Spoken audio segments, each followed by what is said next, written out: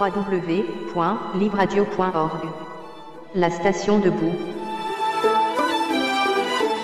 Alors, nous sommes le vendredi 14 mai 2021. Demain se tiendra un rassemblement en solidarité avec le peuple palestinien, précisément à 14h, zone piétonne Mont-Blanc, ici à Genève, donc juste près de la gare. Sortant de la gare, bien entendu, masque altruiste obligatoire et évidemment la prudence sanitaire à court. Alors bonjour Mona. Bonjour. Merci de nous consacrer quelques instants pour parler de ce sujet-là. Donc on l'a bien compris, il s'agit de la Palestine avec ce à quoi on assiste actuellement, c'est-à-dire des manœuvres militaires massives de la part de Tsahal, donc de l'armée d'Israël, avec des raids aériens, des déplacements de troupes et de blindés. Alors, pour commencer, voudrais-tu en quelques mots te présenter et nous dire quels sont tes liens avec la Palestine ? Oui, du coup, je m'appelle Mona, je suis étudiante en psychologie, master de psychologie à l'UNIJ. Et puis, mes liens avec la Palestine, ça vient principalement du fait que je suis libanaise. Depuis que je suis petite, Israël nous menace, de ce que moi j'ai vu, de nous ramener à l'âge de pierre, de nous envahir. J'ai vécu la guerre de 2006 aussi, j'étais sur place quand Israël nous a attaqués. Pas forcément hyper cool, donc ça d'année en année, ça m'a amené à être en solidarité avec le peuple palestinien, et dans ma famille on l'a toujours été aussi. Mes parents ils ont aussi vécu la guerre qu'on dit civile, entre guillemets, là je fais les guillemets, tu me vois pas mais c'est pas une guerre civile, quand on a les États-Unis et Israël qui est impliqué dedans, et puis ils ont aussi été bombardés, donc il y a une longue tradition on va dire d'avoir connu un peu les mêmes déboires, beaucoup moins pire que la Palestine, mais on va dire il y a une partie du Liban qui reste aussi dans le projet colonial d'Israël. Nous pourrions également dire que ton engagement prend une forme associative, que tu fais partie notamment de BDS Genève, BDS Suisse, et de AFZ, qui est une émanation plutôt récente. Voudrais-tu nous dire quelques mots de ces deux entités? Le BDS, c'est Boycott des investissements et sanctions. Je fais partie de la section genevoise de ce mouvement international, en fait, qui part de la société civile palestinienne, qui a fait cet appel en 2005, suite au constat, en fait, que les intifadas ne fonctionnaient pas, qu'il y avait toujours un peu cette tendance des médias occidentaux, surtout, à, on va dire, mettre la faute sur les Palestiniens, en mode, ils sont violents, machin. C'est une forme de résistance non violente, qui mise surtout à tout d'abord boycotter, et ensuite imposer des sanctions. Et ça s'inspire justement du mouvement qu'il y avait eu contre l'apartheid en Afrique du Sud. C'est le même principe. AFZ, c'est Apartheid Free Zone. Là aussi, ça s'inspire de ce qui se passe, de ce qui a été fait pour l'apartheid en Afrique du Sud, c'est-à-dire créer en fait un espèce de réseau de solidarité en amenant des associations, des groupes, des cafés, vraiment tout lieu public en fait, à se déclarer libre, zone libre d'apartheid. On va donner peut-être les sites internet pour que les personnes, parce qu'on va pas aller plus loin là-dessus aujourd'hui, pour que les personnes puissent se renseigner plus loin. Donc BDS Genève, c'est www.bds-info.ch et également sur les réseaux sociaux.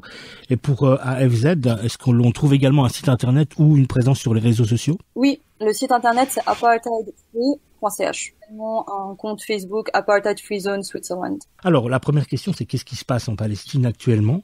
Comment est-ce qu'on en est arrivé là? Notamment, avec la question de Jérusalem-Est et du quartier de Sheikh Jarrah. Alors, si je peux tout d'abord plutôt remonter dans le temps, comme ça les gens comprennent, plutôt que de faire comme la RTS et de parler juste de la fin. Depuis plusieurs mois, des familles palestiniennes sont menacées d'expulsion de leur maison dans le quartier de Sheikh Jarrah, à Jérusalem-Est occupée, malgré le fait qu'elles y vivent depuis des générations. Et en fait, l'ordre de la Cour israélienne, l'ordre original, mettait l'expulsion au 2 mai. Il a été ensuite remis à plus tard par la Cour israélienne, au vu des nombreuses manifestations qui sont suivies à travers toute la Palestine. Donc pas seulement Cisjordanie, mais on avait aussi en Israël, les Palestiniens manifestaient. Beaucoup de violences en sont suivies, évidemment, de la part de colons israéliens. Et ça a escaladé jusqu'au point que le mouvement islamiste Hamas à Gaza commence à envoyer des roquettes à Jérusalem. Après, ce qui est problématique, c'est qu'effectivement, beaucoup de médias occidentaux, dont la RTS, a commencé à parler de tout ça qu'au moment où ce mouvement, le Hamas, a commencé à bombarder Israël. J'ose préciser, n'a pas fait de blessés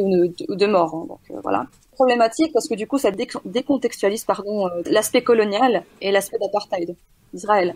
Donc c'est vraiment remettre la faute sur les Palestiniens à nouveau, en mode c'est c'est les Palestiniens qui ont déclenché tout ça, alors que non. Et beaucoup de gens ne savent pas en fait que sous la loi internationale, il y a une résolution des Nations Unies qui a été votée dans les années 80, qui donne le droit au peuple occupé, par exemple les Palestiniens, de se défendre de toute manière qu'il soit contre l'occupant. Ils ont droit à la légitime défense et beaucoup de personnes ne savent pas ça. Il est très très regrettable de voir aujourd'hui sur les médias, beaucoup de médias occidentaux, cet aspect un peu retourné en mode conflit, deux côtés égaux en force et en puissance, alors que c'est pas du tout le cas. On a d'un côté une puissance, une des plus grandes puissances militaires du monde, Israël, qui reçoit autour de 4 milliards de dollars en aide de la part des États-Unis. De l'autre côté, on a une population palestinienne qui n'a même pas d'armée, qui n'a même pas d'État en tant que tel. Donc ce n'est pas du tout la même chose. Voilà, pour donner le contexte. Et puis c'est comme ça qu'on en est arrivé là. Malgré tout ce qu'on peut dire, Israël reste un projet colonial qui veut vraiment s'accaparer toutes les terres de la Palestine. Et en violation totale de la loi internationale, qui normalement, quand on regarde ce qui avait été voté lors de la partition de la Palestine, ça donnait la Cisjordanie ainsi que la bande de Gaza aux Palestiniens. Sauf que surtout depuis 1967, les colons israéliens ne cessent de creuser à l'intérieur de la Cisjordanie. Quand tu regardes en fait ce qu'il en reste aujourd'hui, il n'y a plus vraiment de terre palestinienne. Oui, on parle même d'état confetti concernant la Palestine, avec des petits lambeaux qui sont disséminés et dont on voit bien qu'il s'agit là d'une intention claire et nette de diviser, de ne pas permettre justement que des personnes puissent se réunir. Dis-moi, voudrais-tu nous dire quelques mots de ce que tu en sais de la situation des civils qui sont à Gaza en ce moment? Alors, aux dernières nouvelles, on dénombre 103 Palestiniens tués par les bombardements israéliens, dont 27 enfants, dont certains sont des bébés. Donc c'est absolument catastrophique. C'est une population qui étouffe. Donc j'ose mentionner à nouveau que la bande de Gaza est sous blocus israélien. Parce qu'on dit souvent à nouveau, les médias reprennent en mode « Ah, mais c'est contrôlé par le Hamas ». Oui, certes, mais les frontières sont contrôlées par Israël. Donc les Palestiniens qui sont dedans doivent faire une demande de permis s'ils veulent sortir, voyager, des permis qui sont souvent refusés. C'est vraiment catastrophique et surtout c'est une population qui est très dense. Il y a beaucoup de Palestiniens pour très peu de terre. Est-ce qu'on peut aller jusqu'à dire qu'on sent qu'il y a la volonté d'Israël d'acculer la population à ces réactions-là pour pouvoir ensuite, d'une certaine manière, recouvrer un blanc-seing, y compris de la communauté internationale, pour agir de n'importe quelle manière et notamment avec une très grande brutalité? C'est possible, même si je trouve que c'est assez maladroit. Je crois que la mise à plus tard de l'expulsion des Palestiniens de Sheikh Jarrah, c'est un petit peu dans ce but-là, c'est attendre en fait que le monde oublie un petit peu entre guillemets ce qui se passe en Palestine, et puis ensuite pouvoir le faire, parce que là il y a quand même l'attention internationale qui est portée là-bas, donc les évincer de leur maison à ce moment-là, c'est pas forcément une bonne idée. En tout cas, du point de vue, relations publiques. Après, pour ce qui est du Gaza, c'est très difficile à comprendre la stratégie derrière vis-à-vis de la justification, en fait. C'est injustifiable, c'est totalement injustifiable.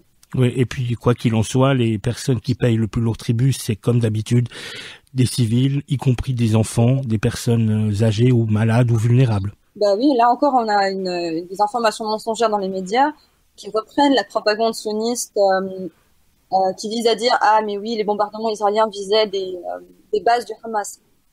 Non, quand on a une majorité de civils palestiniens qui sont tués, ce ne sont pas clairement on ne visait pas les dirigeants du Hamas. Et il y a aussi beaucoup d'excuses qui visent à dire ah mais non ils se sont trompés, ils ont mal visé. C'est une excuse qui ressortait aussi beaucoup lors des grandes marches du retour en 2018 à Gaza, lorsque les soldats israéliens tiraient sur les manifestants qui manifestaient de manière paisible, il n'y avait pas d'armes, si c'est des cailloux, si on peut compter ça comme des armes. C'était pareil. Il y avait aussi cette idée de dire ah mais ils visaient mal. Non, ils sont très bien entraînés, militairement parlant.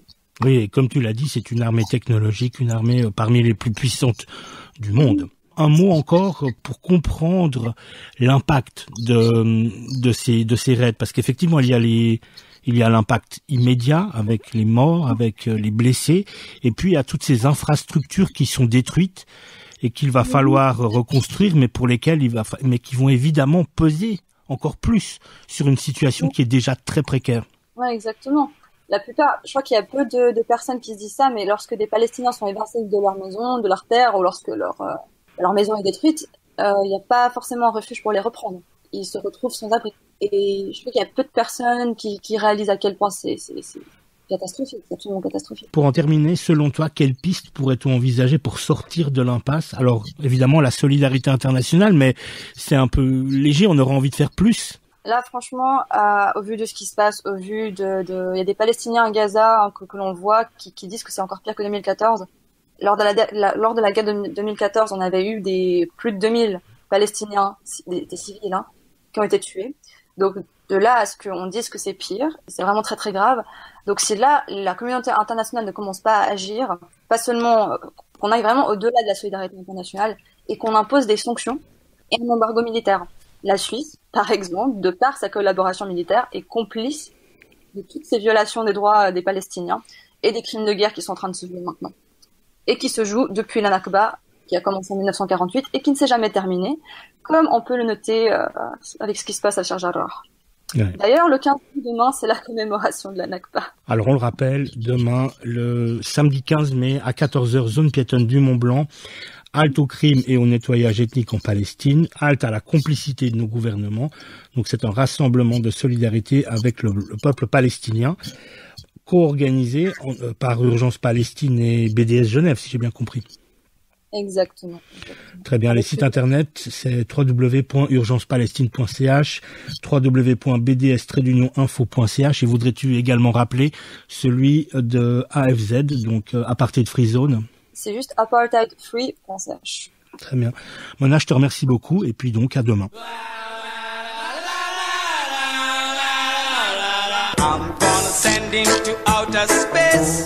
Une pause, un podcast et une révolution.